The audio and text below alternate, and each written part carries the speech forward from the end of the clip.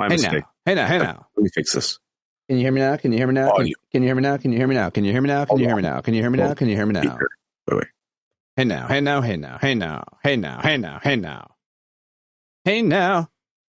Oh, and now. Hello. How about now? How are you?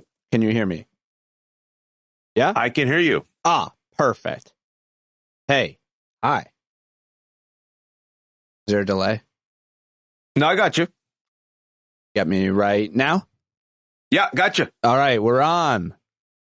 I just saw, by the way, that you just tweeted a video of Trump saying, they tell me not to call them animals, they're animals. Is that new? Which one? They tell me not to call them animals, but they are animals. Did I just tweet that out? Oh, shit.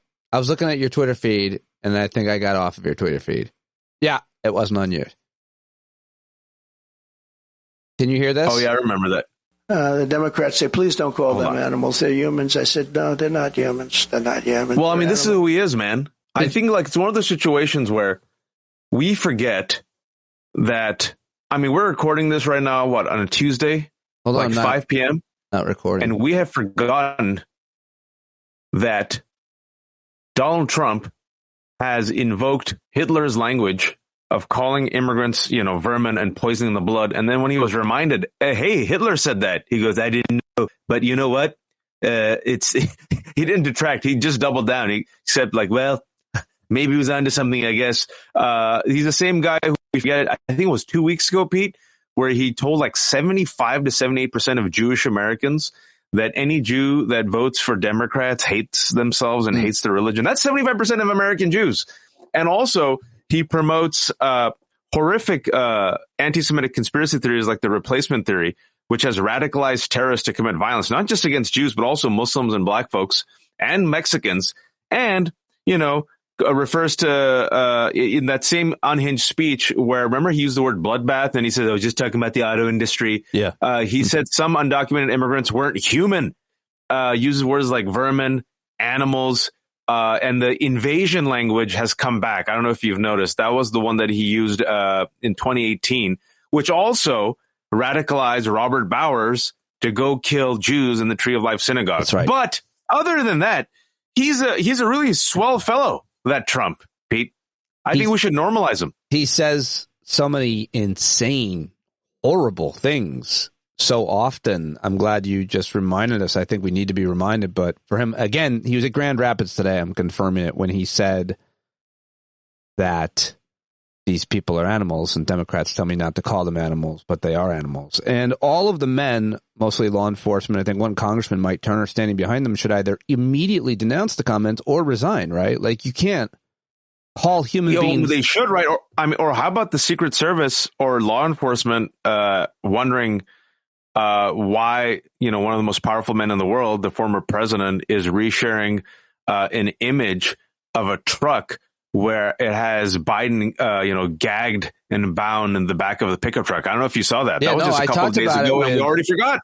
I talked about it with the constitutional law scholar Eric Siegel on yesterday's show to ask him about that. And, look at you! You fancy with your constitutional law scholars. You can show imagery of the president being killed as long as it's not a threat. You can do it. You can do it, right? But the question then comes is to do we want this guy to lead our nation? And one of the interesting things is, we're 8 years down the pipeline of Trumpism. I feel like, I've been talking to you for that long, back of the day when you had the Serious Show and now you're with Pete Dominick stand-up. We've been talking pretty much the same refrain, trying to warn people. And I think we've been right. And it's one of those terrible, told you so's, because I wish I was wrong. And yet we still see every single institution still bend the knee, right? I don't know if you saw, we haven't talked about this, but Romney McDaniel hire by NBC News that I tweeted the hell out of, because to me, that's so indicative of Romney McDaniel. They gave her a $300,000 contract, and because this was on the back end of the news cycle, which has now kind of died down, apparently the head of MSNBC News, Rashida Jones, pretty much was wheeling and dealing and trying to talk to her about also appearing on MSNBC for a little bit extra money. And then she was a bit concerned about, oh, will they be nice to me? And she goes, no, we'll be okay. We'll take care of that. And so the fact is that they brought this lady who not only was complicit in Trump's failed insurrection, right? Tried to sway the Texas electors, promoted all his lies, also mocked and ridiculed the very same network where she was paid $300,000 to appear. Fake news, enemy of the people. And I'm sitting here thinking, Pete Dominic does a really good job on MSNBC and CNN, and they don't pay you. Our friend Ellie Mistel is like a friggin' rock star. They still don't pay him. So maybe what you and I should do, Pete, to subsidize our kids' lives is why don't we turn into violent insurrectionists who mock and ridicule the media and call them enemy of the people using Stalin's language, and then maybe they'll give me a 6-figure salary. On your show, here you go. At the end, the last 10 days of Ramadan, I have a surprise announcement. I am a Trump Republican. I'm saying it here, folks. I'm a MAGA Republican. I'm against affirmative action. I think all the brownies and darkies who complain about racism should just stop whining and pull themselves up from the bootstraps like I did. I don't know if Biden won the election. I think, we need to find out some more. And I really hate the media, and I support white nationalism. Wow. I am here. You can find my contact. Email Pete. He'll give you my email address and give me the 6-figure deals. Let's do it. You are hired, sir. We love the brown ones when they turn. Vivek. I could take on Vivek. By the way, we could never be a violent insurrectionists or anything. We would end up like the actual ones because they were so bumbling. Like it'd be me and you with like a Molotov cocktail. It'd be like, watch, throw it. You're going to get, watch now. And it slips through my hand. You're on burns fire. My shoes instead. You're stomping on my shoes, and I'm like, my feet hurt. My feet. And you're screaming, and there's such a high-pitched scream that I'm now cringing thinking about that noise coming out of your body. The whole thing will be a mess. We'll never succeed. It should be like the Benny Hill soundtrack the whole time. Just running into each other on fire. Just running into each other while we are aflame. It's like, you ever see that movie Spies Like Us starring Dan Aykroyd and Chevy Chase? Sure. They somehow mistakenly get they're like these bureaucrats, but they become like field agents and they get transported to Pakistan and they have to survive. There's a great scene in there where it's like doctor. Yes. The reason why I know that movie is because this is when you're desperate for representation, you'll take anything you can get. Apparently, Dan Aykroyd, I remember this. I was like 5-6 years old. We saw that movie. And I don't know if you remember the plot, but they end up in quote unquote Pakistan, which looks like a Hollywood backlot. And all the Pakistanis look like Mexicans. But we were so desperate. We were like, Pakistan. They said Pakistan. So we saw that movie like 10 times growing up. You guys were the ones. Even though it's not that great of a movie. You were the ones.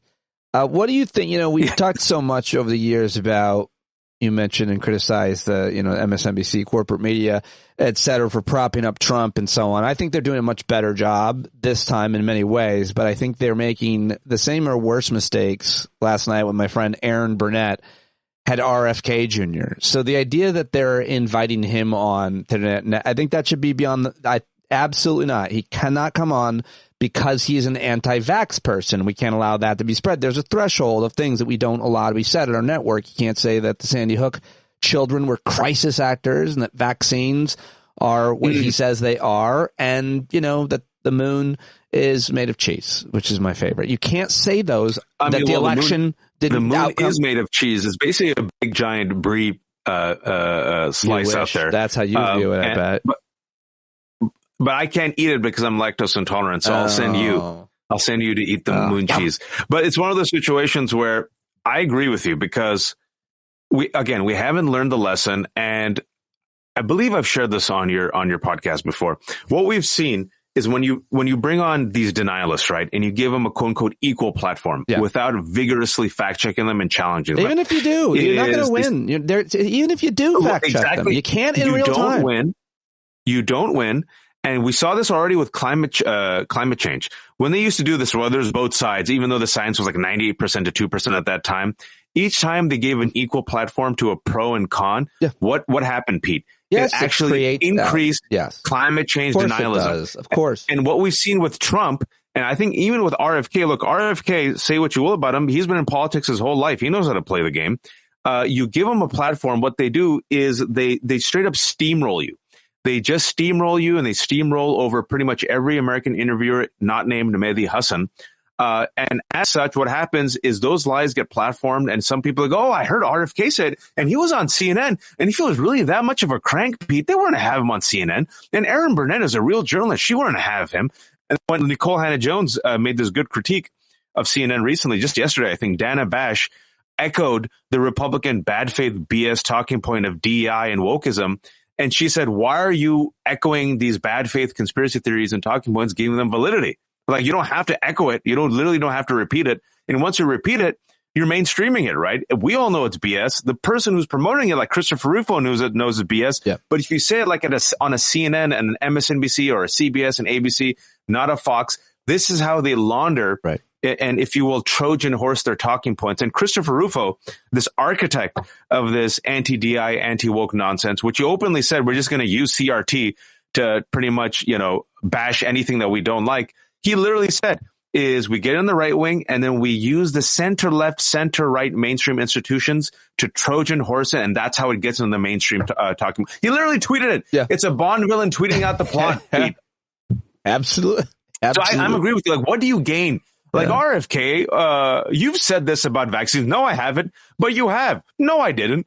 This is what I really mean. And voila, you've lost. They should actually have him just do push-ups barefoot. That's hilarious. He really should. That's the only thing that really is interesting about him at this point. But no, you mentioned the climate denial thing. I should have included that as the number one. That was certainly the issue that I always had when hosting a conversation, even in SiriusXM. I could have anybody on say anything they wanted. It was SiriusXM, but I tried to be responsible by the rules that we're talking about now. And I certainly wouldn't have somebody on, book them at least as a guest.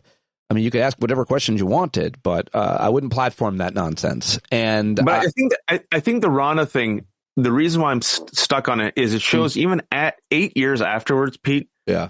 8 years after the violence, after the stochastic terrorism, after the violent insurrection, after the complete disregard for any media institution, forget media institution, any individual who does not parrot MAGA talking points. I'm talking about Mike Pence, Liz Cheney, Mitt Romney. Where are they? Gone.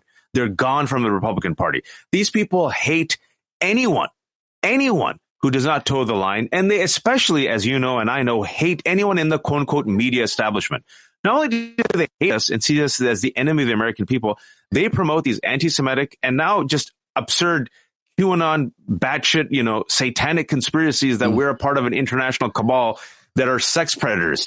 And yet they're so desperate to win over Chet in the Rust Belt, who hates them, that they will give $300,000 to Ronna McDaniel, the person who spent her entire career in the past 4 years aggressively hating on these folks. And this is where I disagree with Fareed Zakaria, who was on Bill Maher's show. Other people have attacked, other people have lied, and other people, and we forgive them. I'm like, what are you talking about, Fareed? Like, this person has not in any way, shape, or form shown any sense of accountability. There's been no redemption arc, because in order to have a redemption arc, you have to say, I'm sorry. And then you have to follow the sorry with actual deeds. Where has been the redemption here, Pete? Yeah, no, Fareed Zakaria I heard that. I always listen to that show, almost always, and he was just terrible. Even Bill Maher pushed back on his views on Trump and the election denial stuff. But do you give credit to Chuck Todd and the rest of the on-air people who push back? I feel like we criticize those people. I was at SiriusXM. I'll always be proud of the fact that I publicly and privately pushed back on my own company that employed me regarding the rehiring of Steve Bannon. And when I had the opportunity, I did do it within the corporate world and media. And I was happy to see Chuck Todd and others who we can criticize for being part of the problem in many ways. And I feel like in some small part, people are complaining, you need to listen to the corporate leaders. How are they letting the employees run the system? Well, that's the way it should be. You should listen to the on-air people. By the way, they're the reason, are the breadwinners. I mean, they should be in charge, if you ask me, over the corporate. I have criticized Chuck Todd a lot because I thought his interviews were lackluster, and I thought he was a part of the problem of doing the both sides mainstreaming. Unfortunately, Kristen Welker, as she's taken over, that's the directive she's been given, and she still failed this weekend. But when it's I don't criticize just for the sake of criticizing. I'm like you. When someone does something right, I'll praise them. And when Chuck Todd did that, and other colleagues finally came around, like Maddow and Lawrence O'Donnell, I retweeted it, I shared it, I said, well done. because I think just human nature itself, Pete, people need olive branches. They need to see that there's an audience willing to reward them, applaud them. People need to say, like, if I go out on the limb, will I be completely excluded or exiled? And people need to see, good behavior is also rewarded. Like, this is what we want from you. We appreciate it. And the fact that he said it now shows the internal quagmire that NBC is in. But it's not just NBC. I want to remind folks of this quote. I always come back to this quote. And in the whole era of Trumpism, this quote is so pure, Pete. I feel like it's one of the most pure, honest, even I want to say beautiful quotes, because it distills all of it, right? The former head of CBS, Les Moonves, in 2015, leading up to the 2016 election, in a public event, said, and I'm almost verbatim quoting him, Donald Trump might not be good for America, but he's great for CBS. And that, to me, encapsulates the normalization of Trump for the past 8 years, and what we're seeing increasingly, the normalization of Trump leading up to the 2024 election, because corporate America is hedging its bets. Corporate America, whether it's media, whether it's business, they're all hedging their bets, Pete. They're like, this guy might win. And if he wins, we got to curry our favor with a guy who hates curry. And so what we're seeing is paving the road to fascism. And this is why the book that just came out, I think Adam Gopnik wrote about it in the New Yorker. It's a book about the new book about Hitler that came out. Why was Hitler so easily able to take over, all the institutions in Germany? And the author says because all the institutions were complicit. They kind of just bent the knee for him. You didn't have to really put them in a stranglehold. Right. They kind of like, it's just business as usual. It's business as usual until it isn't, Pete.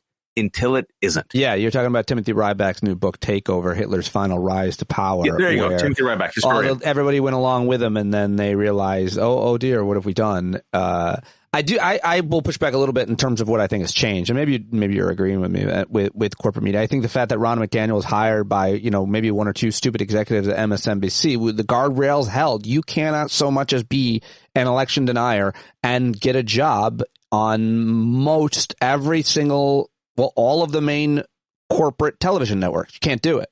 You're not allowed to also come on. They don't bring on, climate change and vaccine deniers. I feel like those guardrails have held with corporate media on election denial. We can talk about the different framing and the both sides ism of the anchors and the story choices and so on. But I do feel like there are new rules, and specifically one is you can't deny the election outcome of 2020 and be a paid person on a television network other than Fox and the ones to the right.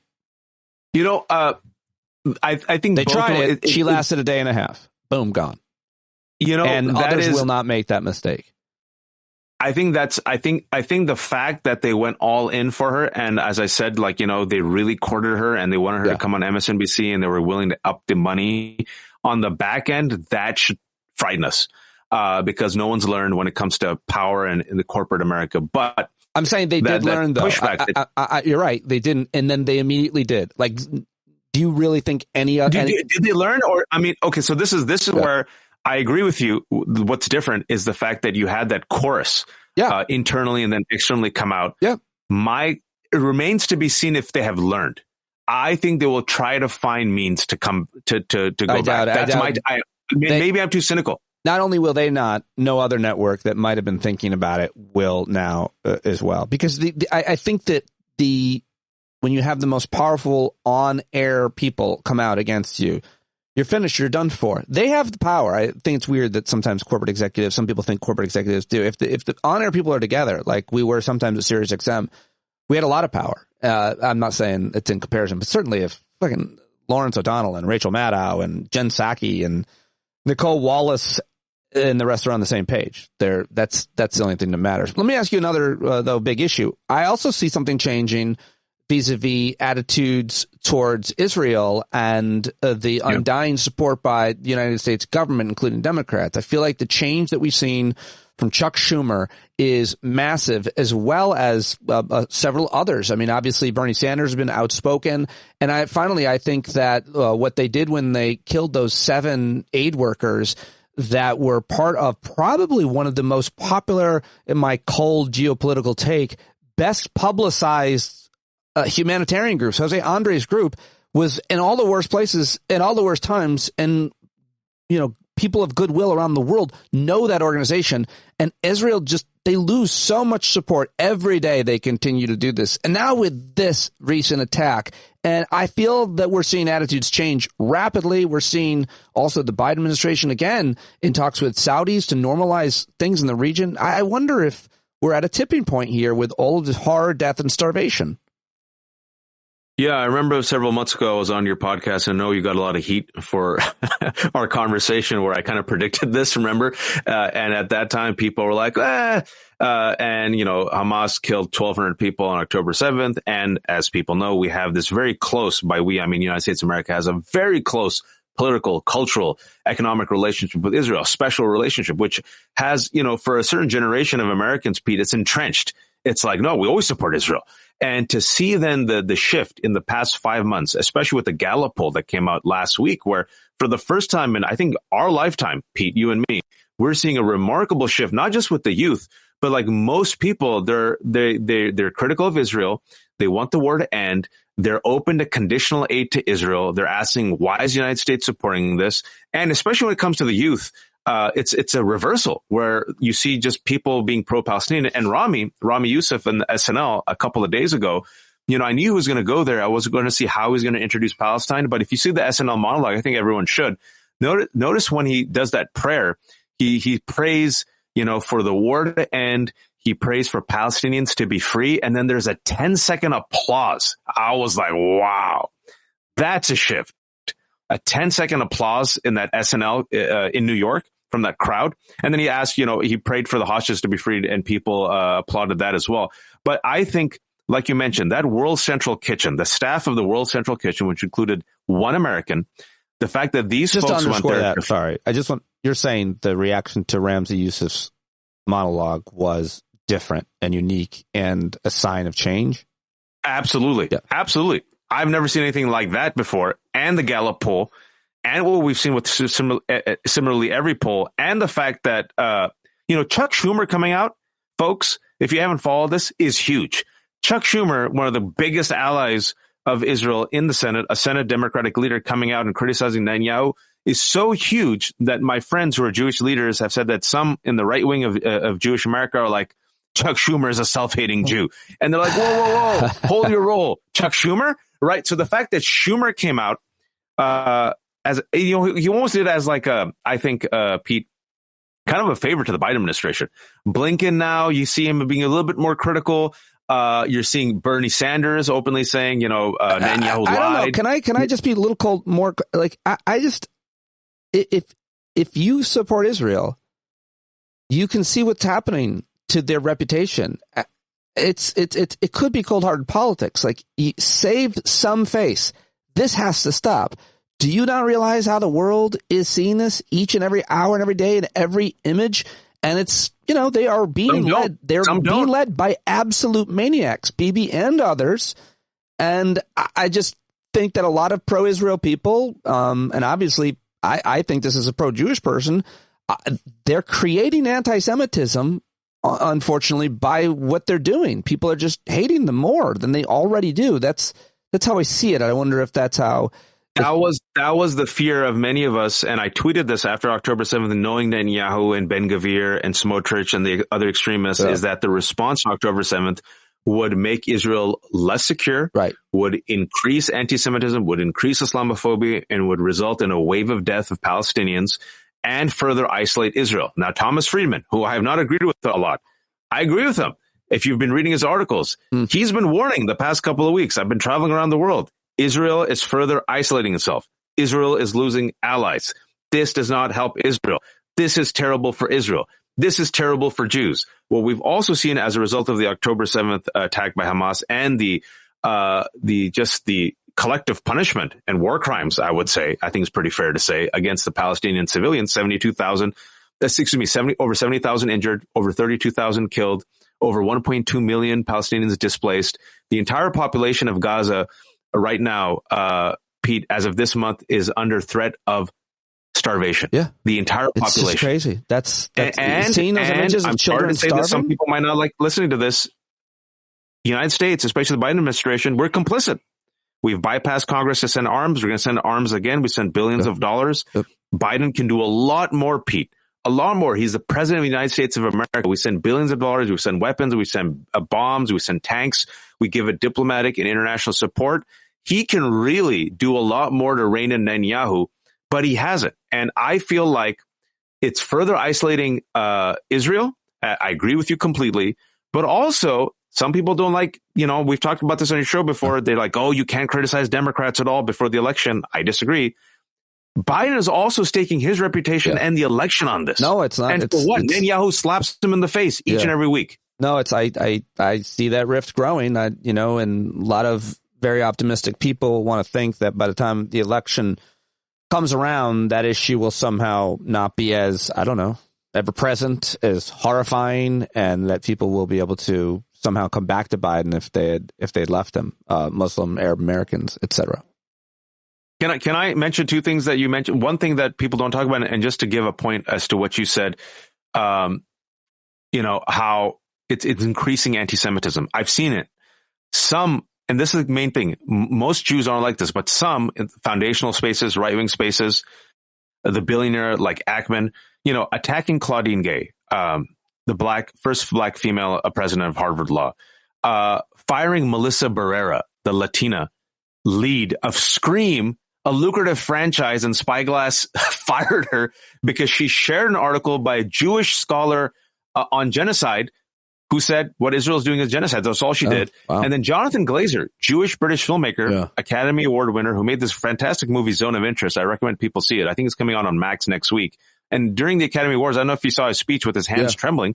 He said a very humane speech. He was misquoted, I think. He was misquoted. He said, he refutes that his Jewishness and the Holocaust will be weaponized and used to further an occupation that has brought so much suffering. And he was empathetic towards Jews and the victims of October 7th and Palestinians. And what happened as a result? Huge backlash against him, a letter signed by 450 people in the industry. And that's a type of chilling effect, Pete, where I can tell you, let's just be very blunt on your podcast. So many friends on the DL, they just casually use language like this now. Tell me if you've heard this. Oh, man, the Jews are very powerful. Oh, they'll crush you if you speak out against Israel. That, plays into the anti-Semitic trope, but also breeds resentment and a type of divide and conquer technique between our communities before the election.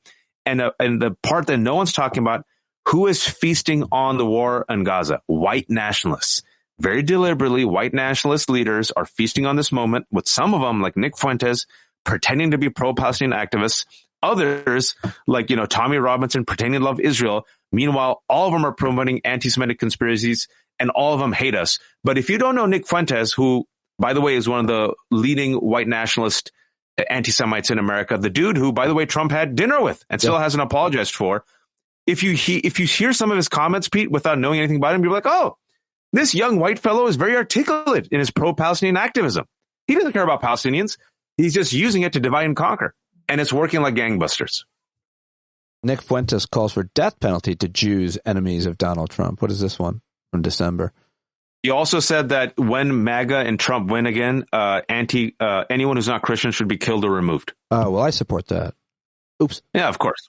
Sorry. We all support that. That's given. Forgot you were still here. So, this is just, thanks for giving me a little bit of time, but I don't think people connect the dots because I'm in this space, unfortunately, because I'm a masochist and I follow these groups. Yeah.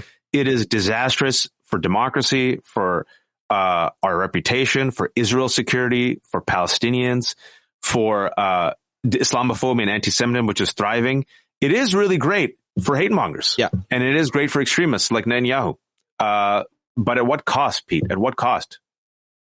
I'll let you go. I want you to know that I always appreciate when you join me. And a lot of people mentioned how much they love you when we were all together at our big gathering that I wanted you to come to. How did that go, man? The photos looked great. Oh, it was amazing. It was the best thing ever. Best thing ever. Everybody made new friends, and everybody's still high from it. I mean, it was a weird. Did you make money off it? No, I think they probably lost money, but it was. It was worth it though. Yeah, it was almost like the woman who put it up. It's a long story as to how it was all finance and private, I guess, and not for me to probably. But everybody knows, she had this great venue and it was up, and we filled it for a couple nights and definitely made money. But she spent a lot of money. She's very generous. So, but she did that to create this event and hopefully start a seed that will absolutely make money in the future. If I think we're at it, because it was a really wonderful idea. Get all these different podcasts and different people, and I didn't work hard enough to get you and DAnielle out there together on the same page. But no, I'm fasting during Ramadan. This is the final 10 days. So if you all hear me like being slightly slower than usual and my hoarse voice is because we're filming this, I think at 6 o'clock. I think around this time, what happens is people are like, oh, is that person high? No, it's the Ramadan high. It's like the zombie mode where you're not necessarily hungry, but you kind of just like go into a Muslim Zen mode, and you go slightly on autopilot and everything slows down. Well, I thought you were on point for what it's worth. So go get yourself a meal. This is why they pay me the big money. Now, if Ramadan takes place during a solar eclipse, can you eat then? Like during the time That's a very good question for Islamic scholars. It's like, well, technically. I thought it was nighttime. You can't blame me, God. And God's like, well played. On the day of judgment, the God's like, well played, using my rules against me. Quick, get the cookies. For that, you'll get into heaven. All right, bud. I'll let you go. I appreciate you. I love you, and I'll talk to you soon. All right, bud. Take care.